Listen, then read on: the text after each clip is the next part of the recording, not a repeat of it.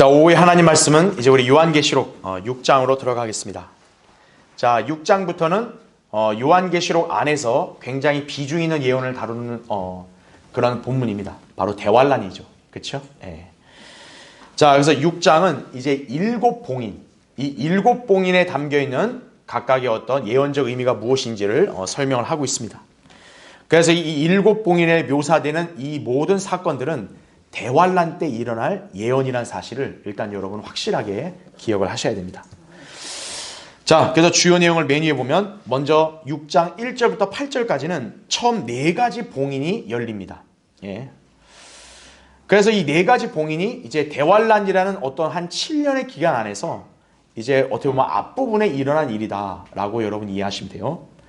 그 다음에 이제 다섯 번째, 여섯 번째 봉인이 열리는 내용은 9절부터 13절에 나오게 되고요.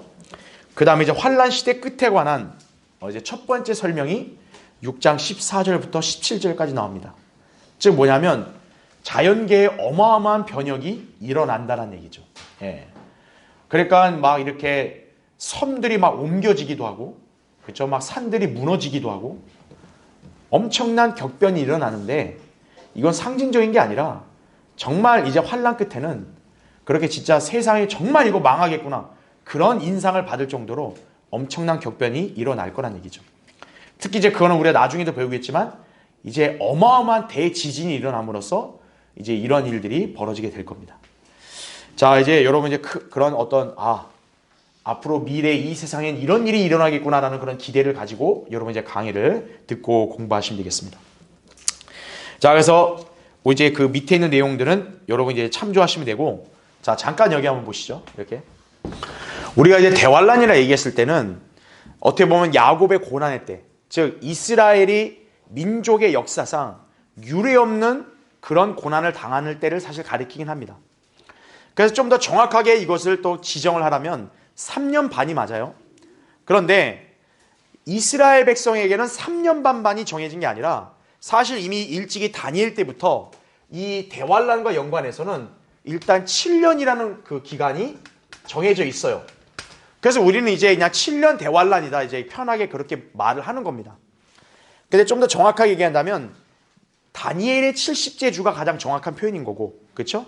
그러니까 지금 69주까지 다 끝났는데 이제 십자가 사건 이후로는 교회 시대가 이렇게 어떻게 보면 예고 없이 등장한 거죠. 그래서 왕국이 연기되는 바람에 그 70제 주는 멈춰 있는 거예요. 근데 이제 여기에 일곱 봉인을 떼기 시작하는 이 순간부터는 이제 70제 주로 넘어가는 거예요. 마치 이제 시계가 딱 멈춰 있다가 다시 째깍째깍 넘어가는 거 똑같아요. 하나님 시간표에서는. 그래서 우리 이제 7년이라고 편하게 얘기하는 거죠. 자, 계시록에는 이 대환란에 관해서 네 가지로 나누어 묘사를 합니다. 한번 우리 기억을 되살려 보죠. 일단 6장에는 뭐로 설명이 돼요? 그렇죠. 일곱 봉인. 이 7년이나 대환란 기간 안에 이제 어떤 일들이 일어날 것인가에 대한 예언을 첫 번째는 일곱 봉인으로 설명을 하고 있다 이거죠. 자, 그 다음에 나오는 게 뭐죠? 일곱 나팔입니다. 예, 일곱 나팔. 예. 그래서 이제 많은 분들이 오해하는 게 이 요한계시록 6장부터 19장이 대환란이라 그러니까 이게 마치 연대순으로 이렇게 배열된 것처럼 오해를 합니다. 절대 그렇지가 않아요. 일곱 봉인 다음에 일곱 나팔, 이게 아닙니다. 일곱 봉인 자체가 7년의 대환란에 일어날 일을 묘사한 거예요. 또 일곱 나팔이 여기 대환란에 일어날 일들을 또 묘사한 거예요. 그 다음에 세 번째는 대환란에 관해서는 이번에 어떤 측면으로 또 예언이 묘사가 됩니까? 일곱 나팔 다음에 적그리스도의 활동이죠. 예. 그래서 이 7년이나 대환란 기간 동안에 이제 이거는 뭐냐? 주로 적그리스도가 어떤 활동을 이 기간에 하는가? 여기에 집중해서 이 예언을 묘사했다. 그렇게 여러분 이해하시면 되는 거예요. 그러니까 이게 순서가 아니라는 거예요. 여러분 이렇게 순서로 해버리면 헷갈리는 거예요. 요한계시록 하다 보면 이게 막 혼란스러운 거예요. 이게 도대체 언제 이런 일이고 또 언제 이런 일일까 헷갈릴 수 있기 때문에 미리 제가 잘 구분을 드리는 거예요. 마지막 적그리스도 활동 묘사가 끝난 그 이후에 등장하는 거 뭡니까? 계시록 16장에 일곱 호리병. 그렇죠. 자, 그래서 대환란에 관해서는 요한계시록에서는 이렇게 네 가지 측면으로 나누어서 각각 설명을 한다. 여러분이 이렇게 이해를 하셔야 돼요. 예. 그러니까 이게 6장부터 어떻게 보면 이제 8장 1절까지 있는 거죠. 그렇죠? 물론 7장은 일곱봉인이 아니에요. 7장은 나중에 배우겠지만 삽입장입니다. 그러니까 7장은 뭐냐면 대환란 어느 순간에 이런 일들이 있을 거라고 여기에 성령님이 그냥 삽입을 한 거예요. 예. 그러고 나서 8장 1절에 이제 마지막 일곱봉인이 나오는 거죠. 그때 정적이 흐르는 거. 그렇죠? 그 다음에 일곱 나팔은 8장부터 언제 몇 장까지? 11장까지입니다. 길죠? 왜 그러냐? 8장에서 9장까지가 거의 6번째 나팔이 나온 다음에 7째 나팔은 이제 그리스도의 지상 재림을 가리키거든요. 예. 그 11장 15절에 나오는 거예요. 예. 그래서 이제 7나팔이 이렇게 나오고 그다음에 적그리스도의 활동. 적그리스도의 활동에 대해서는 11장부터 14장까지를 여러분 이해하시면 되겠습니다. 예. 적그리스도의 활동. 그러니까 적그리스도가 이제 주로 어떤 일을 하고 또 그에게 어떤 권세가 있고 그렇죠? 또 그자의 정체가 누구인지에 관해서 이제 이 11장부터 14장에 자세하게 또 묘사가 된다는 얘기죠. 그 다음 마지막 일곱 호리병은 16장부터 이제 18장까지 여러분이 이해하시면 되겠습니다. 특히나 이제 17, 18장은 바빌론의 멸망을 다루고 있습니다. 그 바빌론은 굉장히 논란이 분분하죠. 예, 카톨릭은 그걸 로마 제국이라고 갖다 붙이는데 아니에요. 자기들 자신입니다. 예. 그러니까 요한계시록은 이미 로마 카톨릭의 멸망을 일찍이 예고하고 있는 장이에요. 그래서 요한계시록을 싫어하는 거예요. 보지 마세요. 묵시입니다. 묵시. 덮으세요. 이렇게 얘기하는 거예요. 예. 일반 개신교도 마찬가지예요. 일반 개신교도 요한계시록을 사람들이 제대로 알게 되면 자기들이 가짜라는 게 드러나는 거예요. 예. 그러니까 덮으세요. 요한계시록 보지 마세요. 다 이렇게 하는 거예요. 전부 다. 예. 하지만 우리는 오히려 더 여러분한테 강력하게 권하죠. 요한계시록 읽고 공부하셔야 된다고. 왜 그러냐? 우리는 성경에 기록된 예언을 문자 그대로 믿고 그대로 해석하기 때문에 그런 거죠. 그렇죠? 자, 그래서 오늘 이제 우리는 일곱 봉인을 볼 건데 자, 차이점이 뭐냐면 일곱 호리병은 주로 이 7년 중에서 후 3년 반에 일어날 일들에 좀 집중이 돼 있어요. 거기에 치중이 돼 있다면 이것도 그렇죠. 적그리스도 활동도 거의 어떻게 보면 대환란 중반 이후부터가 좀 치중이 돼 있는 거에 반해서 일곱 봉인은 이 7년의 기간을 약간 압축해 놓은 모양새를 볼 수가 있습니다. 즉 무슨 말이냐? 일곱 봉인에서 첫 번째부터 일곱 번째 봉인까지를 쭉 살펴보면 이것만큼은 좀 약간 시간적으로 좀 잘 배분이 될 수 있다는 거예요. 우리가 7년이나 대환란을 어떻게 나눕니까? 주로 전 3년 반, 그 다음에 후 3년 반으로 나눠요. 그렇죠. 예. 그러니까 일곱 봉인은 여기에 잘 맞춰져 있다는 얘기예요. 그래서 전 3년, 후 3년 반의 기준, 이 기준점에 대해서 일곱 봉인 중에서는 네 번째, 다섯 번째 봉인이 바로 여기에 해당이 되는 거죠. 예. 그래서 우리가 다음 시간에 배우겠지만 네 번째 봉인에 나오는 사망, 지옥, 이거와 연관해서는 유대인들과 맺은 그런 언약, 이것이 거짓된 거라는 것이 드러나면서 다섯 번째 봉인에는 순교자들이 나오는 거죠. 왜냐하면 후 3년 만에 대대로 다 죽이니까. 그렇죠. 그래서 일곱 봉인은 어떻게 보면 여기에 이 전 3년, 후 3년 반 이 구도에 잘 맞아떨어진다. 여러분이 그렇게 이해하시면 좀 읽고 공부하는데 편하실 거예요. 반면에 일곱 호리병은 주로 후 3년 반에 많이 치중되어 있다. 예. 그래서 여기서부터 여기까지를 보면은 이게 서로 중첩되는 게 있어요. 서로 이렇게 반복되는 게 있어요. 그러니까 사람들이 이걸 시대순으로 보면 헷갈리죠, 당연히. 이거 아까 나왔는데 또 나오네? 이렇게 돼버리는 거예요. 그게 아니라 이거는 각각의 7년이라는 이 기간, 대환란이나 기간 안에 일어날 예언을 네 가지의 각도로 초점을 맞춰 설명을 했다. 그렇게 이해하시면 되는 거예요. 마치 뭐와 똑같아요? 예수님의 공생애를 마태, 마가, 누가, 요한이 각자의 목적에 따라 기록을 했죠. 분명 예수님 한 분의 생애였지만 똑같은 시간이었지만 묘사가 다르죠. 그렇죠.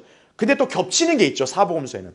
그와 같은 논리로 이 계시록에 등장하는 네 가지도 똑같은 기간에 관한 묘사다 보니까 서로 겹치는 것도 있고 또 안 겹치는 것도 있다 이거죠. 그런 것들은 상호 보완적으로 여러분이 보시고 이해하시면 된다는 얘기예요. 그래서 오늘은 이제 우리가 7봉인을 공부할 건데 그 중에서 참 우리가 첫째 봉인부터 우리가 좀 더 자세히 공부를 해야 됩니다. 왜냐? 어찌 보면 대환란 때 제일 중요한 인물이 누구예요 사실은? 적그리스도라고요. 그렇죠? 대환란이나 기간 어떻게 보면 포문을 열고 시작하는 데 있어서 중요한 인물은 적그리스도예요. 그러니까 적그리스도의 등장부터가 먼저 나와야지 비로소 이제 대환란이 시작됐다라는 그런 생각을 우리가 할 수 있겠죠. 그게 바로 첫 번째 봉인부터 등장을 한다. 여러분 이해하시면 되겠습니다. 자, 이제 6장 거기 1절부터 2절을 보겠습니다. 자, 오늘은 이제 우리가 6장 1절과 2절 두 구절만 본문으로 할 텐데 여기서 여러분은 참 굉장히 심층적으로 우리가 이게 살펴봐야 될 진리들을 많이 발견할 수 있어요. 자, 보시죠. 또 그 어린 양이 그 봉인 가운데 하나를 여실 때 내가 보고 내가 들으니 내 짐승 가운데 하나가 천둥 같은 소리로 말하기를 와서 보라 하기에 내가 보니 보라 흰말 한 마리가 있는데 그 위에 탄 자가 뭐를 가졌대요? 활을 가졌더라. 활을 잘 기억해 두세요.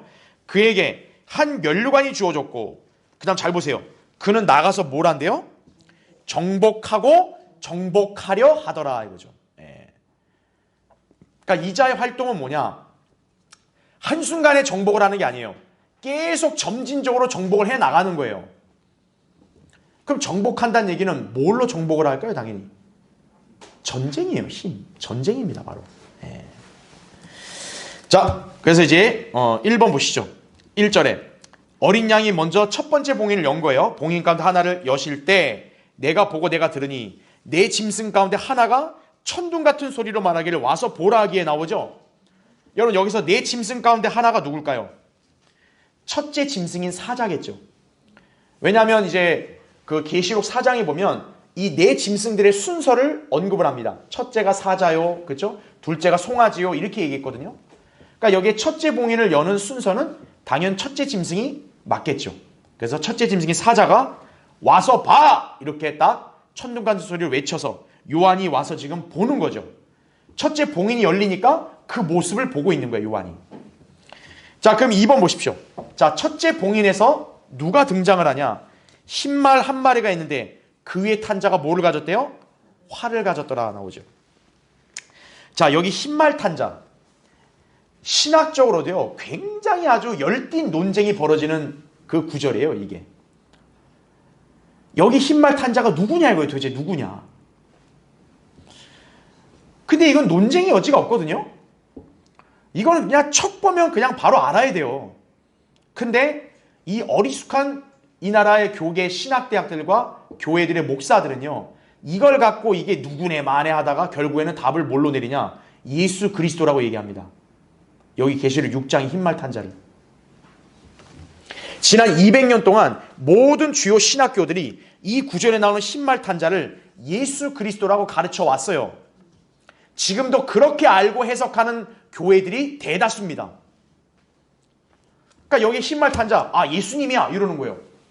그러니까 예수님이 활 들고 와서 정복을 계속 해나가는 거예요 지금.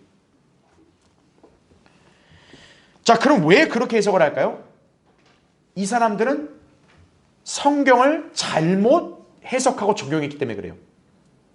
여기에 흰말 탄 자가 요한계시록 19장에 나오는 흰말 탄 자와 동일한 분이라고 착각을 한 거예요. 그래서 괄호 1번 보세요. 여기에 나온 흰말 탄 자를 예수 그리스도라고 오해한 이유는 다름 아닌 계시록 19장 11절에 나온 흰말 타신 분이 예수 그리스도라고 분명하게 알 수가 있거든요. 흰말 탔다. 흰말 탔다. 고로 계시록 6장의 흰말 탄 자가 누구다? 예수님이다. 이렇게 해석을 하는 거예요. 그래 단정을 하는 거죠. 그러니까 여러분 이게 일반 교회들뿐만 아니라 소위 뭐 신학을 많이 안다, 뭐 많이 연구했다는 그런 신학대학도 다 그렇게 해석하는 거예요. 자, 그런데 우리는 조금만 성경을 비교해봐도 여기 이 장에서 나오는 흰말 탄 자는 서로 다르다는 점을 단번에 알 수 있는 거예요. 계시록 6장의 흰말 탄 자고 계시록 19장의 흰말 타신 분하고는 완전히 달라요, 차원이.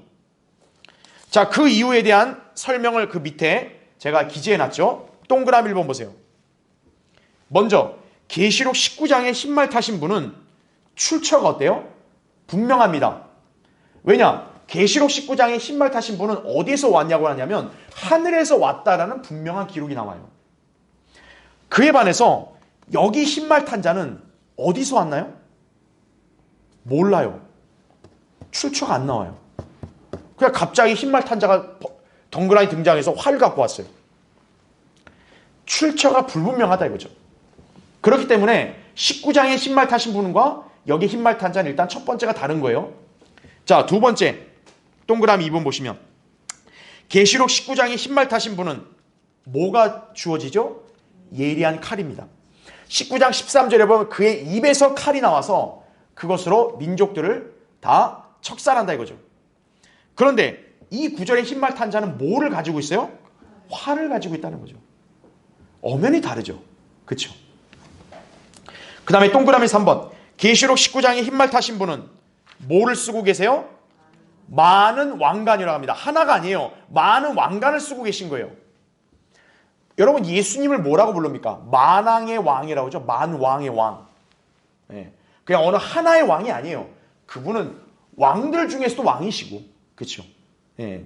민족들 중에서도 으뜸이시고 만왕의 왕이신 거예요. 그러니까 많은 왕관이 있는 거예요. 그에 반해서 여기서 나오는 이 자에게는 오직 면류관은 몇 개요? 하나만 주어집니다. 다르죠 역시. 그러니까 동그라미 4번 보세요. 이게 결정적이에요. 계시록 19장 14절에서는요. 흰말 타신 분이 내려오자 그 뒤에 누가 따라옵니까? 하늘에 있는 군대들이 따라옵니다. 그렇죠? 바로 우리 그리스도인들이죠. 그런데 지금 여기서는 이 활든 흰말 탄 자, 이 자가 등장한 다음에 그 뒤에 뭐가 따라와요? 4절에 보면 전쟁이 따라옵니다. 그리고 5절, 6절에 기근이 따라와요. 그 다음에 8절에는 사망과 지옥이 따라옵니다.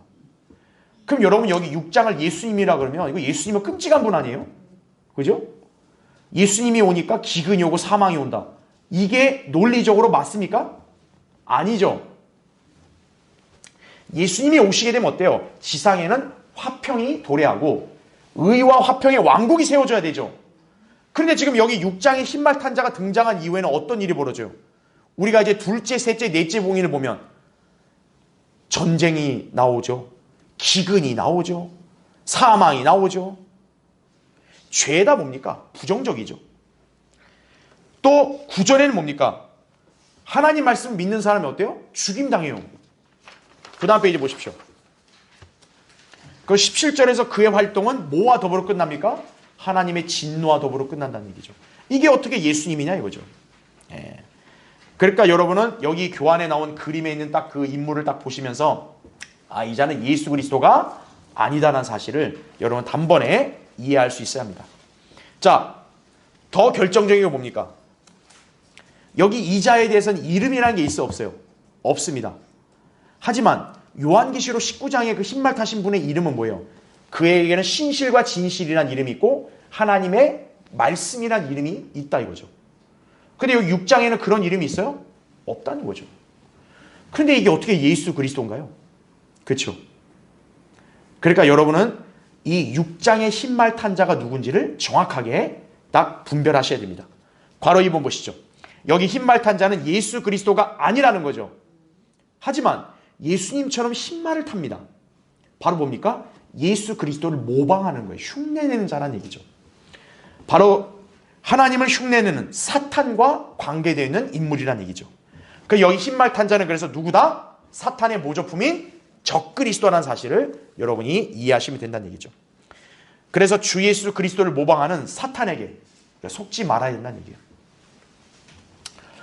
그래서 여러분 어떻습니까? 왜 인간들은 무의식적으로 백마탄 왕자를 꿈꿀까요? 왜 백마탄 왕자? 특히 여성들. 어머, 백마탄 왕자님이 나의 남군님이었으면 그러잖아요. 그렇죠? 왜 백마 탄 사람을 그렇게 좋아하는 거예요? 왜 흰말 탄 사람을 좋아할까요? 그렇죠? 다 성경을 본다는 거예요, 전부. 예. 북한의 김정은이가 그 흰말 타고 다니잖아요. 예. 제가 왕이라는 거거든. 예. 마귀가 임명한 왕이라는 걸 딱 증명하고 있는 거예요. 그렇죠? 예. 그러니까 백마 타는 거예요. 왜 흰말을 타느냐? 사탄이 하나님을 모방하는 거예요. 흉내내는 거예요. 그 점을 여러분이 아셔야 됩니다. 그렇죠? 그래서 예로부터 뭡니까? 신말 타는 것은 권위를 상징하죠. 그래서 군대 내에서도 사령관이 보통 신말을 탑니다. 그렇죠? 다른 장군들은 그냥 말을 타지만 사령관 정도 되는 사람들, 또 황제나 왕이 보통 신말을 타죠. 어떻게 보면 그런 권세를 상징하는 건데, 지금 이 자는 뭡니까? 예수 그리스도를 흉내내서 자기가 신말 탄 자로 세상에 등장을 하는 거죠. 그래서 세상 사람들로 하여금 내가 왕이다, 내가 메시아다, 그렇게 미혹을 하고 이렇게 나오는 것이에요. 그렇죠? 자, 그래서 우리는 꼭 알아야 됩니다. 사탄은 하나님을 모방합니다. 그렇죠? 그래서 적그리스도 역시 예수 그리스도를 모방합니다. 그 증거는 이 밑에 정리된 7가지의 예를 보면 알 수가 있어요. 자, 동그라미 1번 보시죠. 예수님에게는 신부가 있습니다. 그렇죠? 도성인 새 예루살렘이죠. 또 예수님의 신부는 교회죠. 그렇죠? 마찬가지로 사탄에게도 신부가 있습니다. 사탄의 교회, 바로 로마 카톨릭 교회죠. 사탄의 신부인 도성이 뭡니까? 바빌론이라고 요한계시록 17장에 그렇게 제시가 되고 있죠.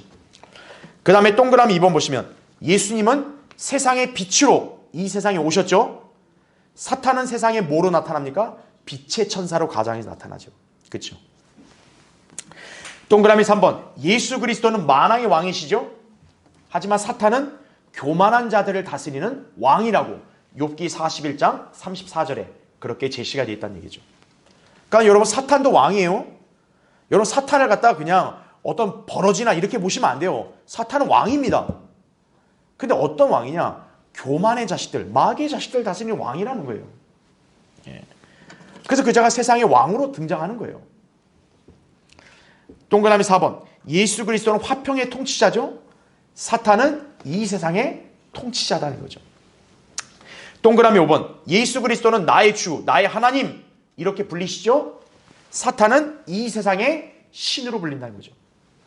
동그라미 6번 예수 그리스도는 성경을 정확하게 기록된 말씀을 인용하고 사용하시죠. 사탄은 어떻게 합니까? 성경을 인용하지만 일부만 인용해, 부분적으로 인용하고 잘못 적용시키는 자죠. 그 여러분, 여기서 또 무슨 교훈을 배울 수 있습니까? 성경을 들고 있다, 성경을 말한다, 그래서 그 사람들을 다 올바른 그리스도인이라 생각하시면 안 돼요. 바른 성경으로 하나님 말씀을 올바르게 선포하느냐, 그게 중요한 것이지, 누가 성경을 들고 성경으로 무슨 얘기를 합니다, 그거 갖고 여러분이 점수 주시면 안 된다는 거예요. 사탄도 어떻게 한다? 성경을 인용하는 거예요. 사탄도. 근데 어떻게 인용해요? 딱 부분적으로만 인용해서 잘못 왜곡시키는 거예요. 그걸 우리가 기억해야 합니다. 자, 7번 예수 그리스도는 유다 지파의 사자이지만 사탄은 울부짖는 사자죠. 그렇죠? 우리 믿는 자들을 삼키려고 하는 그런 사자라는 사실을 여러분이 이해할 수 있습니다. 자, 이런 7가지를 보니까 어때요? 사탄, 적그리스도는 충분히 예수 그리스도를 모방할 수 있겠구나, 그렇게 다 감잡을 수 있죠. 그렇기 때문에 여기 6장에 나온 신말 탄자는 누구다? 적그리스도다 라는 사실을 여러분 확실하게 딱 인지를 하셔야 돼요. 자, 그 다음에 괄호 3번 보시죠. 한편 적그리스도의 손에 뭐를 가졌다고 말씀하세요? 활. 자, 이 활을 가졌다는 표현을 한번 우리가 유념해 볼 필요가 있습니다. 왜냐하면 활과 연관해서는 손가락이 어떻게 활용이 되냐, 검지, 중지가 활용이 되죠. 여러분, 활 어때요? 당기는 거 중지죠. 그렇죠? 또 여기 엄지까지 같이 역할하고. 그래서 이 검지와 중지 하면 딱 여러분 펴면 뭐가 보여요? V자가 보이는 거죠. V자. 그 모양을 연상하게 하죠. 그래서 미술 친구 보시면 이 표시는 사탄이 평화를 가장하여 세상 위에 군림하려는 모습을 상징적으로 보여주기도 하는 것이에요. 옆에 여러분 제가 그림을 거기다 첨가해 놨죠. 첨부해 놨죠. 이 교황이 손가락을 보세요. 딱 3개를 피죠. 항상 인사할 때 이런 식으로 하는 거예요. 이런 식으로. 그래서 이 중에서 손가락을 이제 구부리면 요렇게 되는 거죠. 요렇게. 카톨릭이 성호를 그릴 때도 어때요? 이 두 손가락으로 이게 성호 긋잖아요. 이렇게. 그렇죠? 자, 활을 쏠 때, 화살을 활대에 교차시키죠. 화살이 이렇게 있으면은 활을 교차시키죠. 모습이 뭐예요? X자죠. 적그리스도의 표도 뭡니까? X표입니다. 그렇죠. 예. 또 활을 쏠 때 줄을 뒤로 당겼다가 놓죠. 주로 활을 당길 때, 놓을 때 이 두 손가락이 활용이 되죠. 그렇죠? 예. V자 모양입니다. 그래서 이 두 손가락의 신호가 동그라미 2번 보시면 오늘날 사람들이 평화의 상징으로 간주해서 사용이 되는 거죠. 2차 대전 때 영국 때 윈스턴 처칠이 바로 이렇게 했단 말이에요. 이게 뭐냐면 우리가 승리했다. 이제 우리가 평화가 왔다. 이렇게 상징적으로 표시를 했거든요. 로마 교황이 사람들을 축복할 때 손을 들고 검지는 세우고 중지는 약간 구부립니다. 사람들 축복할 때 이렇게. 예. 바로 그 예라는 것을 볼 수가 있는 것이죠. 그러다 보니까 어때요? 그 카톨릭 화가들 이런 사람들이 예수님의 초상화를 그릴 때도 보면 어떤 그림이냐 예수님이 이런 모습을 한 걸 그린 것도 있어요. 초상화. 그러니까 예수님도 이런 손가락 했다는 거거든요. 예수님은 교황이 아닌데 뭐 이렇게 했다는 거예요. 이렇게. 그 여러분 여기서 나온 게 뭔지 알아요? 사람들이 사진 찍을 때 부이 이러잖아요. 부이 이거. 예. 그 부이가 뭐냐면 평화를 상징하는 적그리스도의 속임수예요. 그게 바로. 예. 그러니까 여러분들 손가락 그런 손가락 하시면 안 돼요. 그리스도인은. 사진 찍을 때 야 그리스도인은 다 당당하게 찍는 거예요. 뿌이 이게 아니에요. 이게. 예. 그런 카톨릭적인 사탄적인 걸 하면 안 돼요. 그리스도인은. 우리가 무슨 평화 상징합니까? 예. 그리스도인은 당당하게 딱 이렇게 사진 찍는 거예요. 그냥. 딱 한 분이신 예수 그리스도를 높이는 이렇게 찍을 수 있지만 뿌이 이렇게 하면 안 되는 거예요. 그건. 예. 그런 카톨릭식을 따라가겠다는 거예요. 그냥. 예. 다음 페이지 보십시오. 또 왜 이 두 손가락을 조심해야 되냐? 담배도 어떻게 피죠? 담배도 이 두 손가락을 껴서 피죠. 이렇게. 예. 담배 필 때 연기를 내뿜는 모습이 딱 욥기 41장의 리비아단 사탄이 연기를 내뿜는 모습입니다. 담배 피는 모습이. 그러니까 담배 피면 마귀 얼굴이에요. 왜 이 손가락 쓸까요? 어떤 사람은 꼴초들은 요렇게 하는 경우도 있는데 대다수 다 요거 쓰잖아. 요거. 왜 하필 이 두 손가락 쓸까요? 왜 이 두 손가락을? 다 사탄에게서 비롯됐기 때문에 그러는 거예요. 전부 다. 예. 그러니까 동그라미 5번 보세요. 그 정치인들, 공직자들, 사회운동가들, 일반 시민들 다 평화, 화기애애한 모습을 나타낼 때 손가락 V자 모양이 나타내는 거죠. 예. 예, 그런 거 할 필요 없어요. 예. 자, 이 세상 배후에는 평화로 가장하는 사탄의 영향이 발휘가 된다는 얘기예요. 그러니까 여러분 참 신기하죠? 왜 사람들을 이렇게 할까? 왜 이렇게 할까? 다 아셔야 됩니다. 바로 적그리스도가 평화로 가장해서 사람들을 속이려고 했을 때 바로 그런 식으로 평화로 접근한다는 걸 아셔야 돼요. 예.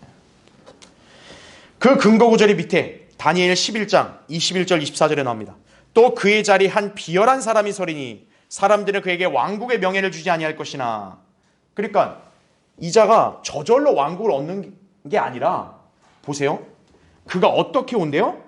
평화롭게 와서 술책으로 그 왕국을 얻을 것이라는 얘기죠. 예. 딱 아주 위선자처럼 뻔뻔하게 가장을 하고 와서 딱 평화로 사람들을 현혹시킨 다음에 딱 사람들에게 자동적으로 이렇게 인정받도록 그렇게 술수를 부린다는 얘기죠. 그래서 24절에도 그가 평화롭게 그 지방에 가장 기름진 곳까지 들어가서라고 나오죠. 그러니까 항상 접근을 어떻게 해요? 평화를 가지고 접근하는 거예요. 평화로. 예. 근데 이 평화를 갖고 접근하는 적그리스도는 결국 뭘 하는 걸까요? 정말 사람에게 평화를 줄까요? 아닙니다. 멸망시키는 거예요. 예. 그 사기꾼 정치인들이 다 이런 짓 하잖아요. 전부 다. 인류의 평화를 위해서 일하겠다고. 예. 평화가 아니라 우리 사람 인생을 좀먹죠. 그냥. 예. 자, 다니엘 8장 25절에도 지혜를 통하여 그가 자기 손에 기술을 들려서 자기 마음속에 자신을 높이고 그 다음 잘 보세요. 뭐로 멸한대요? 평화로 많은 것을 멸하리라. 그죠? 유엔이 주장하는 평화가 뭔가요? 군대를 보내서 박살내는 게 그들이 평화예요. 예. 그 유엔 평화 유지군이란 말이 왜 괜히 나왔겠어요? 그렇죠? 예. 그걸 여러분이 잘 기억을 하셔야 됩니다. 그 옆에 그림도 보면 교황이 연설할 때 뭡니까? 다 피스, 평화 이 얘기하죠. 그렇죠? 예. 바로 그 점을 우리가 기억해야 합니다. 바로 그게 무엇과 상징적으로 연관돼 있어요? 활, 화살. 근데 그 활과 화살은 뭡니까? 속이는 거죠. 속이는 거. 예. 그걸 여러분이 잘 기억하셔야 합니다. 자, 3번 보세요. 2절에도 또 이런 말씀이 기록되어 있습니다. 자, 이자가 이제 등장을 하면 어떻게 합니까? 나가서 정복하고 정복하려 하더라. 여러분, 이 표현이 약간 어떤 생각을 우리에게 하게 합니까? 이자가 단번에 왕국과 세상을 접수하는 게 아니라 이자는 계속 점진적으로 정복해 가는 거예요. 대환란 때 이제 등장을 하게 되면 이자는 계속 세상을 점진적으로 정복해 가는 겁니다. 그래서 이게 왜 여기 흰말 탄 자가 예수님이 아닌지를 설명하는 거예요. 이게 바로. 여러분, 예수님이 이 세상을 점진적으로 정복해 가세요? 예수님이 재림하시면 오늘은 여기, 내일은 저기, 모레는 여기 이렇게 점령해 가세요? 아닙니다. 예수 그리스도가 재림하시면 단번에 그냥 그분을 대적한 군대와 민족을 진멸시키고 그분의 왕국을 바로 수립하시는 거예요. 하루아침에 즉각 일어나는 거죠. 근데 지금 이자의 행보를 보면 어때요? 계속 정복을 해나가는 거예요. 그렇죠? 예수 그리스도와 완전히 다르죠. 그렇죠? 그래서 괄호 1번 보십시오. 만일 본문에 흰말 탄 자가 예수 그리스도라고 한다면요. 그러면 어떤 해석이 나올까요? 만약에 여기에 나온 흰말 탄 자를 예수님으로 해석하면은 어떻게 여러분 이해할 수밖에 없어요? 이자가 왕관 쓰고 있죠. 세상을 어떻게 하고 있다? 정복해 가고 있는 거죠. 정복을 했다가 아니라 정복을 하고 있는 거죠. 바로 이게 후천년설과 연관이 되어 있는 거죠. 후천년설이 뭡니까? 세상이 앞으로 교회가 세상을 계속 이렇게 장악해 나가면서 중심이 되어 간다는 게 후천년주의죠. 무천년주의고. 그러면서 그런 교회들은 예수님을 왕으로 추대하잖아요. 아, 우리 교회 왕은 예수님이다. 그래서 우리 교회가 어떻게 한다? 세상을 점진적으로 확장해 간다 이거죠. 기독교가. 예. 바로 이 구절에 나온 내용이 후천년주의와 연계가 되는 거예요. 이렇게. 이게 지난 1500년 동안 배교한 기독교가 가르친 거짓말이죠. 예. 오리겐이라든지 콘스탄틴, 유세비우스, 어거스틴 다 이렇게 가르친 거예요. 바로 그자의 후예들이 지금 이 나라 교계에 다 포진되어 있는 거예요. 전부 다. 똑같이 가르치는 거예요. 똑같이. 그래서 여러분 이 사람들이 여기를 왜 예수 그리스도라 해석하는지를 여러분 그 내막을 잘 아셔야 돼요. 왜 이 사람들은 계시록 19장의 흰말 탄 자하고 여기에 흰말 탄 자는 분명히 다르잖아요. 근데 왜 다 예수님으로 갖다 붙이냐 이거예요. 바로 자기네 후천년주의, 무천년주의 교리를 정당화시킬 수 있기 때문에 그래요. 이 구절이. 예. 바로 지금 예수님이 왕이다. 여러분 예수님이 지금 왕인가요? 예수님은 재림 때 왕이시지 지금은 예수님이 왕이 아니에요. 지금 예수님은 세상을 정복하는 게 아닙니다. 지금 예수님은 하늘나라에서 대제사장으로 중보하고 계시는 거죠. 근데 후천년주의는 뭡니까? 무천년주의. 특히 무천년주의는 교회가 곧 왕국이다 이렇게 가르치죠. 그러니까 무천년주의의 관점에 따르면 예수님은 지금 왕이신 거예요. 예. 그러니까 그분이 정복하고 정복해 간다. 바로 교회가 세상을 점점 확장해 간다. 이렇게 되는 거예요. 그래서 예. 바로 이것이 교회의 다윈론과 같은 거죠. 찰스 다윈의 이론이 뭡니까? 세상은 살기 좋아진다 이거죠. 이게 기독교로 들어와서 어떻게 둔갑이 돼요? 앞으로 교회가 세상을 살기 좋게 만든다. 그러니까 교회가 확장되어 가는 거를 여기다 갖다 붙이는 거예요. 예수님이 세상을 정복해 나간다. 천국이 확장이 돼 간다. 이렇게 이 구절을 갖고 해석을 하는 거예요. 그러니까 그들은 여기에 흰말 탄 자를 예수님이라고 우겨야 되는 거예요. 그래서 우겨야 되는 거예요. 그걸 여러분이 잘 기억해야 합니다. 근데 질문해 보죠. 그럼 교회가 어떤 교회인가? 세상을 확장해가고 정복해가는 교회가 어떤 교회예요? 카톨릭은 자기들이야 그러거든요. 개신교회들은 뭐예요? 자기들이에요. 자기들. 자기네 장로교, 자기네 감리교가 세상을 기독교화 시킨다는 거죠. 서로가 망상에 빠져 있는 거죠. 근데 결국은 뭡니까? 카톨릭이 다 흡수하게 돼 있는 거예요. 전부 다. 앞으로. 그러니까 개신교는 워낙 영적으로 무지하니까 어떤 거예요? 그런 카톨릭의 검은 속내를 모르고 똑같이 입장을 고수하는 거예요. 여기 나온 건 흰말 탄 자는 예수님이고, 앞으로 예수님이 지금까지 세상을 계속 정복해 가고 있다고 하고, 이렇게 가르치는 거예요. 자, 그러면 괄호 3번 보세요. 만약 흰말 탄 자가 예수 그리스도라면 어때요? 이 세상은 그리스도가 점진적으로 정복해 가야죠. 그러면 세상은 어떻게 돼야 돼요? 지금까지 보면 세상은 더 살기 좋아져야죠. 세상은 더 예수님 믿는 사람이 더 늘어나야겠죠. 근데 진짜 이 세상에는 다 예수님 믿어요? 아니죠. 여러분, 거기 제가 그림을 거기다 이렇게 첨부해 놨는데, 그거 보세요. 교황하고 거기 가짜 목사들하고 서로 어깨 동무하고 나란히 사이좋게 잘 지내죠. 그렇죠? 에큐메니칼이거든요. 에큐메니칼. 예. 만약에 이들의 논리대로 지금 여기에는 예수님이 세상을 정복해 간다고 한다면, 그 옛날부터 지금까지 어때야 돼요? 세상은 기독교화가 돼야죠. 완전히. 그렇죠? 예수님이 지금 승천하시고 난 1900년이 흘렀는데, 1900년 동안 예수님 정복해 갔잖아요. 그럼 이미 정복하고도 남아야죠. 이미. 그럼 세상은 다 예수님을 믿고 찬양합니까? 아니죠. 다음 페이지 보세요. 오히려 세상은 갈수록 어떻게 되고 있어요? 죄악이 만연해져 가고 있는 거예요. 네. 자, 디모데후서 3장 1절을 그 메뉴에 보면, 또 이것을 알라. 마지막 날들에 뭐라 그래요? 아주 어려운 때가 오리라. 아니, 예수님이 정복을 해가는데 왜 어려운 때가 와요 대체? 그렇죠? 그 다음에 요한일서 5장 19절에는 우리는 하나님께 속해 있지만 온 세상은 어떻다? 악함 속에 놓여 있다. 이거죠. 아니, 예수님이 세상을 정복해 간다며? 아니라는 거죠.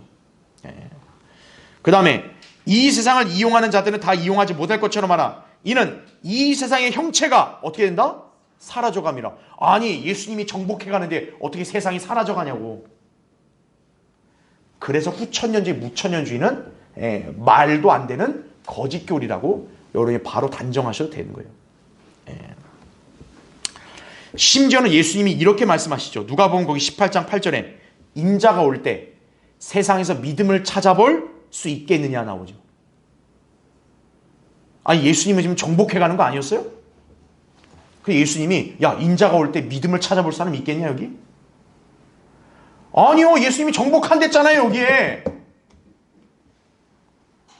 그래서 여기 2절은 예수 그리스도가 아니다라는 사실이에요. 예. 그래서 괄호 4번 보세요. 따라서 이 구절의 흰말 탄 자는 예수 그리스도가 될 수 없는 것은 자명하다는 거죠. 예수 그리스도는 서서히 정복해가는 분이 아닙니다. 그분이 오시면 이 세상 나라 왕국들은 단반의 박살이에요. 단반의 박살. 그분의 왕국은 어떻게 될까요? 서서히 세워져요. 한순간에 온 세상이 수립돼서 그분의 왕국만이 남아있게 될 것이라고 성경은 일찍이 예고했다 이거죠. 자, 찾아보죠. 다니엘 보세요. 다니엘 2장. 자, 다니엘 2장은 느부갓네살의 꿈에서 하나님께서 이방인들의 때에 일어날 일을 계시하신 거죠. 그 이방인들의 때를 상징하는 그 사물이 바로 형상입니다. 자, 이 형상에서 이제 맨 마지막 때에 해당되는 것이 발과 발가락이죠. 자, 그 발과 발가락 이후에 어떤 일이 벌어지냐? 거기 34절 보세요. 왕께서 보셨는데, 자, 손으로 다듬지 아니한 뭐요?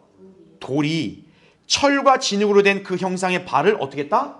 쳐서 산산이 부순이 거죠.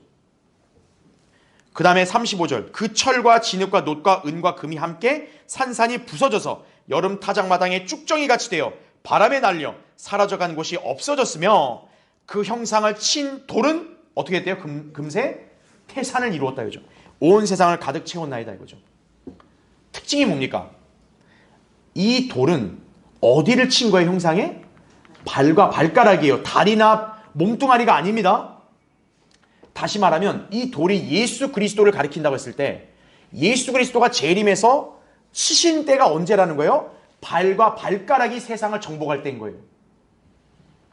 그러니까 예수님의 초림이 답이 아니에요. 그렇죠? 로마 제국은 다리니까. 예수 그리스도가 세상의 민족들과 군대를 칠 때는 발과 발가락을 칠 때예요. 발과 발가락이 바로 적그리스도와 그의 왕국인 거죠. 그러니까 예수 그리스도가 이 땅에 적그리스도의 왕국을 부수기 위해서 다시 오신다라는 것이 성경의 예언입니다. 그러니까 예수님의 초림으로 갖다 붙이면 안 되는 거예요, 이게. 자, 그러면 44절, 45절 보세요. 자, 다니엘은 여기서 바로 해석을 하죠. 이들 왕들의 때에 하늘의 하나님께서 결코 멸망하지 않는 뭐를 세우신다? 한 왕국을 세우시리니 그 왕국은 다른 백성에게 넘겨지지 않을 것이요 도리어 그 왕국이 이 모든 왕국들을 쳐부수고 멸하여 어떻게 된대요? 영원히 설 것이니다 라는 거죠. 예. 여러분 이 구절 보면 돌이 조금씩 쳤어요? 오늘은 새끼발가락, 내일은 엄지발가락 이렇게 쳐서 정복하나요? 아니죠. 한 번에 쳐서 그냥 다 쭉정이로 만들어버리죠. 예수 그리스도의 재림과 왕국은 단번에 이루어지는 거예요. 정복을 해나가는 게 아니고. 그래서 여기 2절에 나오는 이 말씀에 흰말 탄 자는 예수 그리스도가 아니다라는 사실을 우리는 이렇게 성경적으로 더 자세하게 정확하게 알고 누구에게든 제시할 수 있어야 되는 거예요. 예. 자, 그래서 그 밑에 보면은 계시록 11장 15절도 이 세상의 나라들이 우리 주와 그의 그리스도의 왕국들이 되어서란 말이 나옵니다. 그렇죠? 이게 뭐 서서히 되는 거예요? 아니라고요. 재림했을 때 바로 이루어진 일이에요. 주께서는 온 땅을 치게 할 뭐가 되신다? 왕이 되시리니 그날에는 누구만 계신다? 한 분 주께서. 그럼 지금 이 세상 보세요. 이 세상에는 예수 그리스도만 주로 믿어요? 사람들이? 아니죠. 부처도 믿고, 그렇죠? 뭐 이슬람도 믿고, 힌두교도 믿고, 온갖 그런 주들이 다 이렇게 설치고 다니잖아요. 그럼 현재 이 세상이 왕국입니까? 아니죠. 예. 그래서 후천년주의도 잘못된 것이고, 예. 그래서 계시록 6장의 이 말씀은 예수님이 아니라 이제 딱 대환란이 시작될 쯤에 세상에 등장할 적그리스도를 가리킨다. 여러분이 그렇게 이해하시면 되는 거죠. 그래서 마지막 4번에 본문의 흰말 탄 자는 면류관을 쓰고 등장합니다. 면류관을 썼다는 얘기는 그가 친분이 뭐라는 거예요? 왕이란 사실이죠. 그러니까 만왕의 왕이요 만주의 주이신 예수 그리스도께서 나타나시기 전에 적그리스도가 먼저 나타난다는 사실을 우리에게 알려주는 것이에요. 그래서 정해진 때까지 세상을 왕으로서 통치할 것을 여기 요한계시록에서는 예고를 한 것이에요. 그러면 예언의 흐름이 자연스러운 거죠. 예. 그러니까 여러분은 그렇게 나누어서 이해하셔야 되는 거예요. 그래서 여기 정복한다 했을 때 아까 전쟁이라 그랬죠. 그래서 이게 바로 예언적으로 본다면 제3차 세계대전이 되겠죠. 인류 역사는 2차 세계대전까지 있었잖아요. 앞으로 세계대전은 3번 남은 거예요. 요한계시록에 따르면. 3차 대전이 여기 나오죠. 적그리스도가 정복해 나가는 전쟁. 그래서 우리가 다음 시간에 배울 둘째 봉인에는 붉은 말이 등장하고, 그렇죠? 평화로 제거한단 말 나오죠. 바로 유혈 사태를 암시하고 있는 거예요. 어마어마한 전쟁이 일어나게 되겠죠. 그 다음 4차 대전은 아마겟돈 전쟁이고 5차 대전은 이제 그 민족들의 반란으로 앞으로 세계대전이 3번 남게 된 것이에요. 그러니까 적그리스도가 그렇게 정복하려면 뭐가 있어야 돼요? 군대가 있어야겠죠. 그 밑에 그림에 바로 그 그림을 첨부해 놓은 거죠. 군대가 있고. 또 적그리스도가 세상을 통치하려면 어떻게 해야 돼요? 하나로 묶어야겠죠. 그래서 피터 라크만 목사님은 미국의 연방제도를 갖다가 하나 예로 든 거예요. 미국이라는 나라가 어때요? 사실 각 주가 원래 사실 딱 독립된 별개의 주인데 이게 하나의 연방국으로 묶여버립니다. 연방이란 단어. 예. 뭐 연방 통일이니 뭐니 그런 소리 하잖아요. 그런 게 다 뭐냐면 적그리스도 같이 하나의 왕국을 만들겠다는 그런 야심에서 나온 거예요. 예. 세상은 앞으로 그런 식으로 이제 묶여나갈 거예요. 앞으로 계속. 예. 이제 흐름이 어떻게 갈지 모르겠지만 어쨌든 지금 세계는 어떻게 합니까? 이제 강대국 중심으로 계속 재편이 돼가고 있죠. 그렇죠? 그건 우연이 아닙니다. 예. 적그리스도의 길을 계속 예비해 나가고 있는 것이에요. 여러분은 그 위치에서 이제 이 교회가 휴거될 날이 얼마 안 남았구나라는 것을 여러분이 직감할 수 있어야 되는 것이에요. 그렇죠? 자, 그 이후에 이 봉인에 대한 내용은 다음 시간에 계속 공부를 하겠습니다.